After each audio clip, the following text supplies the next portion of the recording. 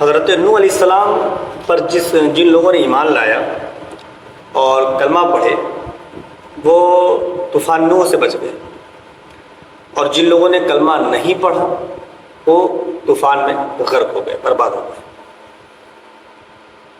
ایسا ختم ہوا کہ پھر وہ جو ان کے چیلنج تھے، جو ان کی ڈنگیں تھیں، سب ایک لمحے کے لیے، ایک لمحے میں سب ختم۔ ایک موقع پر حضرت نوح علیہ السلام نے اپنی قوم کو نصیحت کرتے ہوئے فرمایا کہ کیا تم اللہ تعالیٰ کے عذاب سے ڈرتے نہیں کہ کفر اور گناہوں کو ترک کر دو؟ اللہ سے ڈرتے نہیں تو کہ تم کفر کو ترک کر دو، گناہوں کو ترک کر دو؟ بے شک میں اللہ تعالیٰ کی طرف سے تمہارے لیے ایک ایسا رسول ہوں کہ جس کی امانت داری تم میں مشہور ہے، اور جو دنیاوی کاموں پر امین ہے وہ وحی اور رسالت پر بھی امین ہوگا۔ یہ حضرت نوح علیہ السلام اپنی قوم کو نصیحت کر رہے ہیں، جو تم پر دنیاوی کاموں میں امین ہے وہ وحی اور رسالت پر بھی تم پر امین ہوگا، لہذا تم اللہ تعالیٰ سے ڈرو، اور جو میں تمہیں توحید اور ایمان اور اللہ تعالیٰ کی بندگی کا حکم دیتا ہوں اس میں میری اطاعت کرو، اور اخلاص کی اس سے بڑھ کر کیا دلیل ہوگی؟ اخلاص کی اس سے بڑھ کر دلیل کیا ہوگی کہ میں رسالت کی ادائیگی پر تم سے کوئی معاوضہ، کوئی اجرت نہیں مانگتا، اسی کی ذمہ کرم پر ہے جو سارے جہان کا مالک ہے، میرا اجر و ثواب اسی کے ذمہ کرم پر ہے جو سارے جہان کا رب ہے، مالک ہے۔ اب آپ علیہ السلام کی یہ تبلیغ قرآن کریم میں اس طرح ذکر کی گئی، کیا ہے قرآن کریم میں؟ الا تتقون انی لکم رسول امین فاتقوا اللہ واطیعون وما اسألکم علیہ من اجر ان اجری الا علی رب العالمین فاتقوا اللہ واطیعون، کہ کیا تم ڈرتے نہیں؟ بے شک میں تمہارے لیے ایک امانت دار رسول ہوں، تو اللہ سے ڈرو اور میری اطاعت کرو، اللہ سے ڈرو اور میری اطاعت کرو، میں اس تبلیغ پر تم سے کوئی معاوضہ نہیں مانگتا، میرا اجر تو اسی پر ہے جو سارے جہان کا رب ہے، تو اللہ سے ڈرو اور میری اطاعت کرو۔ اب دیکھیں کہ قوم کا جو ایک متکبرانہ جواب ہے، اور اس جواب کو آپ سنیں اور آج کے حال کو بھی دیکھیں، سامنے رکھیں۔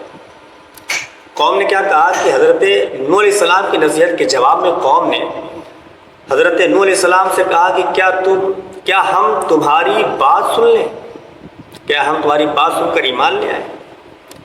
حالانکہ تمہاری پیروی غریب، کمینے اور گھٹیا لوگوں نے کی ہے، غریب، کمینے اور گھٹیا لوگوں نے تمہاری پیروی کی ہے۔ آج بھی اگر دیکھا جائے تو اس طرح کی باتیں کچھ نام نہاد پیسے والے، جو نئے نئے پیسے والے ہیں، وہ بھی مبلغین اور دعوت و تبلیغ کے کام کرنے والوں کو حقیر نگاہوں سے دیکھتے ہیں، اور کبھی کبھی تانے بھی مار دیا کرتے ہیں، بہت عجیب عجیب تانے مار دیتے ہیں کہ جاؤ پیسے کماؤ، کیا سب چکر میں پڑے، دنیا دیکھو کہاں سے کہاں چلی، اس طرح کی باتیں وہ کر جاتے ہیں۔ اب یہ سب حرکتیں کرنے والے برباد ہو چکے ہیں، طوفان میں برباد غرق، اور طوفان نے ان کو جو ہے ان کی شخصیت کو مٹا ڈالا، اور یہ باتیں اس دور میں بھی کچھ لوگوں کے زبان پر ہوتی ہیں، کیا کہ تمہاری پیروی غریب، کمینے اور گھٹیا لوگوں نے کی ہے۔ اب دیکھیں، انؤمن لک واتبعک الارذلون، کیا ہم تم پر ایمان لے آئیں حالانکہ تمہاری پیروی گھٹیا لوگوں نے کی ہے؟ یہ قرآن کریم میں اس طرح سے اس کا ذکر ہوا ہے۔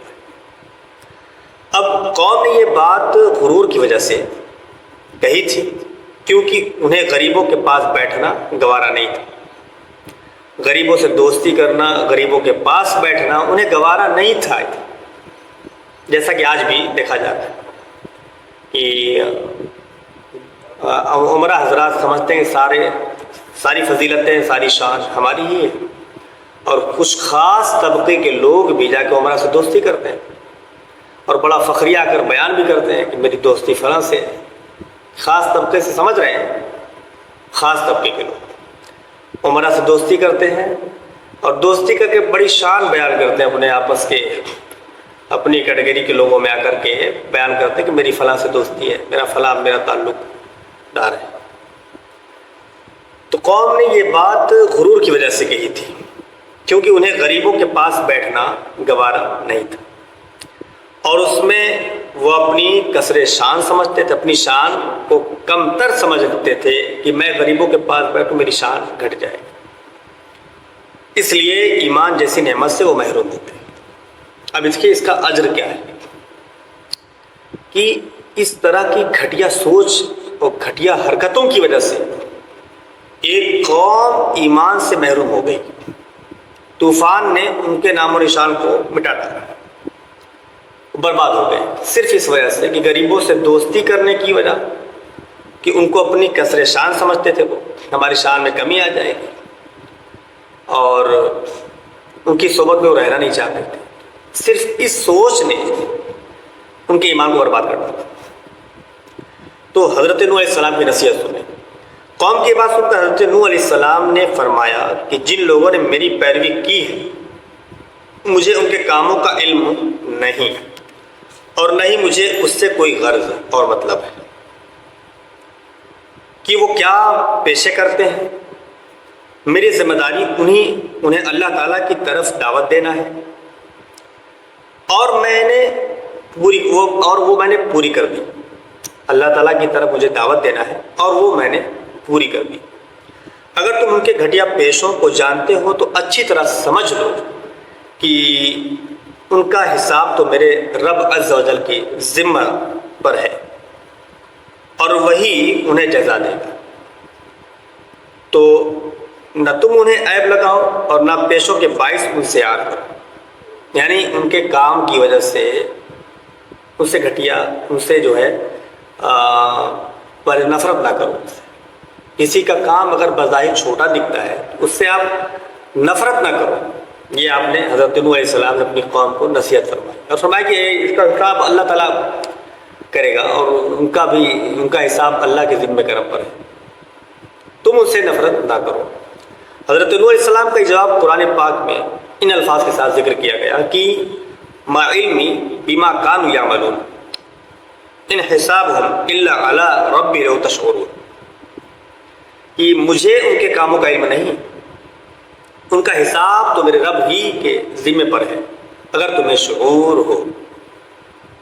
اب قوم اتنی بدبخت تھی، اتنی ظالم قوم تھی کہ اب انہیں کیا ضرورت ہے اس طرح کی باتیں کرنے کی، کیا ضرورت تھی کہ غریبوں کے پاس نہیں بیٹھیں گے، غریبوں کو ہٹائیے۔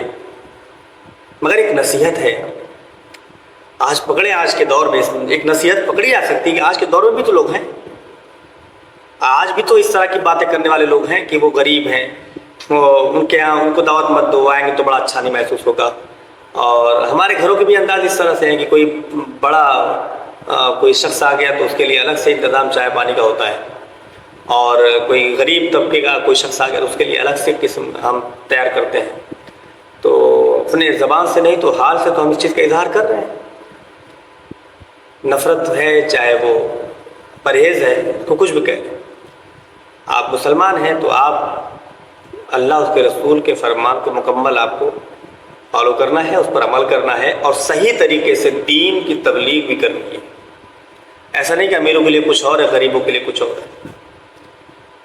ہاں، اب دیکھیں کہ قوم نے حضرت نوح علیہ السلام سے نوح علیہ السلام کی بات سن کر کہا کہ پھر آپ کمینوں کو، دیکھیے پھر وہ جملہ ہے، کہا کہ آپ کمینوں کو اپنی مجلس سے نکال دیجیے تاکہ ہم آپ کے پاس آئیں اور آپ کی بات مانیں۔ اس کے جواب میں آپ علیہ السلام نے فرمایا کہ میرے لائق نہیں کہ تمہاری ایسی خواہشوں کو پورا کروں اور تمہارے ایمان کی طلب میں غریب مسلمانوں کو اپنے پاس سے نکال دوں، غریب مسلمانوں کو اپنے پاس سے نکال دوں تمہاری خواہشوں کو پورا کرنے کے چکر میں۔ میری ذمہ داری تمہیں صحیح دلیل کے ساتھ صاف ڈر سنانا ہے، اور جس سے حق و باطل میں امتیاز ہو جائے۔ تو جو ایمان لائے وہی میرا مقرب ہے، اور جو ایمان نہ لائے وہی مجھ سے دور ہے۔ قوم کا مطالبہ آپ نے سنا کہ کمینوں کو، یعنی کہ جو غریب قسم کے لوگ ہیں، انہیں اپنے پاس سے ہٹا دیجیے تب ہم آپ کے پر ایمان لائیں۔ آج بھی یہ سب پڑھنے کے بعد نظریں گھوم جاتی ہیں اس عالم کا چکر لگانے لگتی ہیں کہ غریبوں کی جگہ کہیں ہے کہ نہیں ہے. کوئی مجلس ہے جہاں پر غریب آدمی سکون سے عزت کے ساتھ بیٹھ کر کچھ باتیں سن سکے, کر سکے؟ یہ سب عمرہ کے لیے ہے. کیا غریب آپ کے ساتھ بیٹھ سکتا ہے؟ کیا غریب شخص آپ کی مجلس میں آ کر کے آپ سے باتیں کر سکتا ہے؟ کیا غریب شخص آپ کی تقریر سن سکتا ہے؟ یا آپ اس کی دعوت پہ اس کے گھر جا سکتے ہیں؟ یا آپ کسی غریب کو اپنے گھر دعوت بلا سکتے ہیں؟ کر سکتے ہیں تو کریں. یہ اچھی چیز ہے, اچھا عمل ہے, آپ کے ایمان کو نکھار دے گا. آپ بلندی پہ پہنچ جائیں گے اگر یہ سب کرنے لگے. اگر غریبوں کو پیار دینے لگے, عزت دینے لگے, تو آپ بلندی پہ پہنچیں گے. اور اگر یہ صفات چھوڑ کر کے آپ ان سے نفرت کرنے لگے اور پرہیز کرنے لگ گئے, ان کو کمینہ اور گھٹیا سمجھنے لگے, تو یاد رکھیے کہ آپ کو بھی شمار اس قوم کی سوچ کی طرح ہو جائے گا کہ جو قوم طوفان نوح میں تباہ و برباد ہو گئی, آج ان کا کوئی نام و نشان نہیں ہے, کوئی ان کا پرسان حال نہیں. کہاں ہے, کس حال میں, ختم ہو گئی, ان کی ہستی مٹ گئی. کس وجہ سے؟ اسی سوچ کی وجہ سے کہ غریبوں سے نفرت کرنا, انہیں گھٹیا سمجھنا, کسی کے پیشے کی وجہ سے. کسی کا کوئی پیشہ ہے اگر, تو اس پیشے کی وجہ سے اس شخص سے نفرت کرنا کہ اس کا یہ پیشہ ہے, مجھ سے دور رہیں گے. ان سوچ نے ان سب کو, ان کی ہستی کو, ان کے وجود کو مٹا ڈالا. آج وہ ختم ہو چکے ہیں.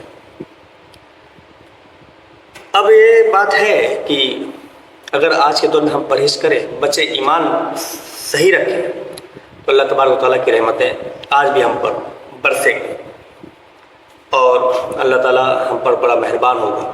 تو کوشش کریں, دعا کریں کہ اللہ تعالیٰ ہمیں صحیح راستے پر چلنے کی توفیق دے اور ہمارے ایمان کو صحیح صلاح سالم رکھے. دنیا سے ہم جب رخصت ہوں تو ایمان اور عافیت کے ساتھ رخصت ہوں. استغفر اللہ کل ذنوب.